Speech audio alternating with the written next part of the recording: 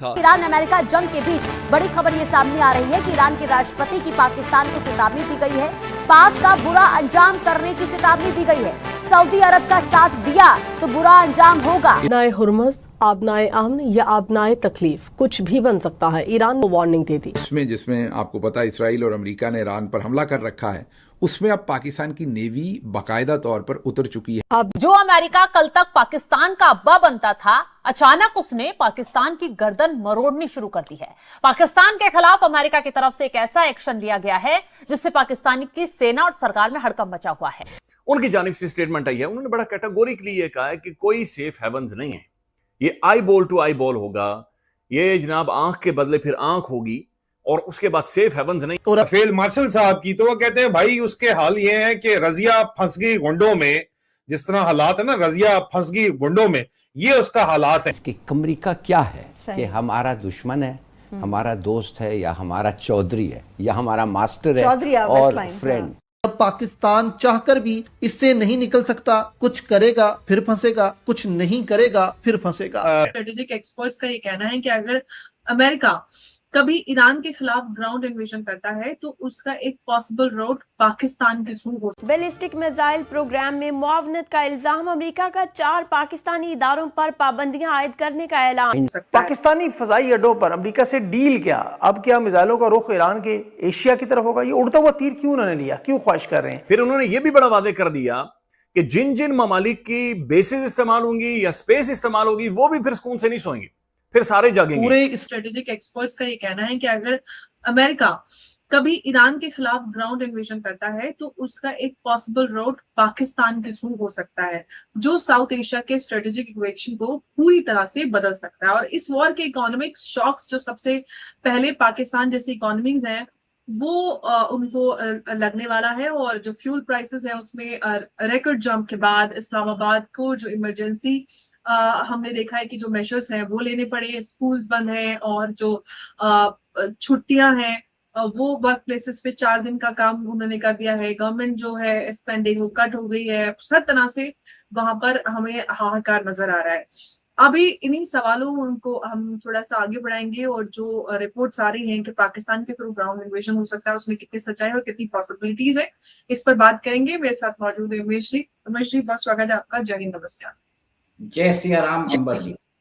जय सिया राम उमेश जी। उमेश जी, आपको क्या लगता है कि क्या सच में जो अमेरिका है ईरान के खिलाफ सिर्फ एयर स्ट्राइक्स के से नहीं बल्कि हम ग्राउंड इन्वेजन की जो बात आ रही है वो पॉसिबल है, वो भी पाकिस्तान के थ्रू? देखिए, अमेरिका ने बलूचिस्तान के अंदर बहुत बड़ा एड पैकेज उन्होंने अनाउंस किया था 6-7 महीने पहले। उस समय भी मैंने आपके शो पे बोला था कि पॉसिबली ये जो एड पैकेज दिया है बलूचिस्तान के लिए, ये एक्चुअली काम आएगा ईरान के इन्वेजन के अंदर। और आज जो चाइनीज एक्सपर्ट है प्रोफेसर जियांग, उन्होंने भी ये प्रेडिक्शन की थी और मैंने तो ये 6-7 महीने पहले ही बोल दिया था कि ये जो बलूचिस्तान की जो सीमा है वो ईरान के साथ it is around 800 to 900 kilometres, इतनी बड़ी सीमा है और अमेरिका को एक तरह से ईरान को डिस्ट्रॉय करना है, क्योंकि एनर्जी ट्रेड पर वो अपना कब्जा करना चाहता है। जो एनर्जी ट्रेड हो रहा है युआन में उसको डॉलराइज करना चाहता है। जो सी रूट्स है स्ट्रेट ऑफ हॉर्मुज के ऊपर वो अपना आधिपत्य करना चाहता है ताकि उसका फुल कंट्रोल बना रहे। और इसी मद्देनजर प्रोफेसर जियांग ने बोला है कि पॉसिबल इन्वेजन हो सकता है अमेरिकन ट्रूप से via Balochistan occupied by Pakistan. ये मेरा भी असेसमेंट था, 6-7 महीने पहले की बात बता रहा हूं। और एक चीज आप ये देखिए कि बलूचिस्तान जो है, बलूचिस्तान का रीजन जो है वो इसके अंदर सिस्तान प्रोविंस जो है वो ईरान का हिस्सा भी है। इसमें पॉसिबली ये होगा कि बीएलए जो फाइटर्स है, जो चाइनीज इन्वेस्टमेंट्स को टारगेट कर रहे हैं, वो अमेरिकन फोर्सेस को अपोज नहीं करेंगे, they will support this invasion. तो ये एक लाइकलीहुड पॉसिबिलिटी लग रहा है। अभी कुछ दिन पहले सऊदी अरेबिया ने अपना जो स्ट्रेटेजिक डिफेंस म्यूचुअल एग्रीमेंट है पाकिस्तान के साथ एक्टिवेट कर दिया। उसके अंदर आसिफ मुनीर को रियाद बुलाया गया और आसिम मुनीर ने उनको बोल भी दिया कि हम आपको पूरी मदद करने को तैयार हैं। अब वो पूरी मदद करने को तैयार बोल दिए। उन्होंने बोला कि पाकिस्तान की 1 लाख फोर्सेस सऊदी के अंदर हम तैनात कर देंगे। पर अब पाकिस्तान ने एक तरह से शर्त रखी है। मोहम्मद बिन सलमान ऐसे तो बहुत होशियार है, पर वो आसिम मुनीर के सामने और पाकिस्तान के सामने बेवकूफ बन चुके हैं। अब पाकिस्तान क्या बोल रहा है कि आपने हमें जो $5 बिलियन के जो शॉर्ट टर्म कर्ज दिए हैं, आप उसको लॉन्ग टर्म बना दीजिए, मतलब 10 साल के अंदर हम पेमेंट कर देंगे उसको, एक तरह से वो भी कंसेशनल इंटरेस्ट रेट पे। सबसे बड़ी बात ये देखिए, $5 बिलियन उनको उधार दिए हैं और उसको वो जो सऊदी मांग सकता है उसको वो बोल रहे हैं कि आप 10 ईयर बॉन्ड में बदल दीजिए और उसमें भी कम इंटरेस्ट रेट। सेकेंड, वो बोल रहे हैं कि आप जो हमको क्रेडिट लाइन फैसिलिटी देते हैं ऑयल परचेज के लिए, वो आप देते हो $1.2 बिलियन। आप $1.2 बिलियन मत दीजिए, आप हमको $5 बिलियन का दीजिए।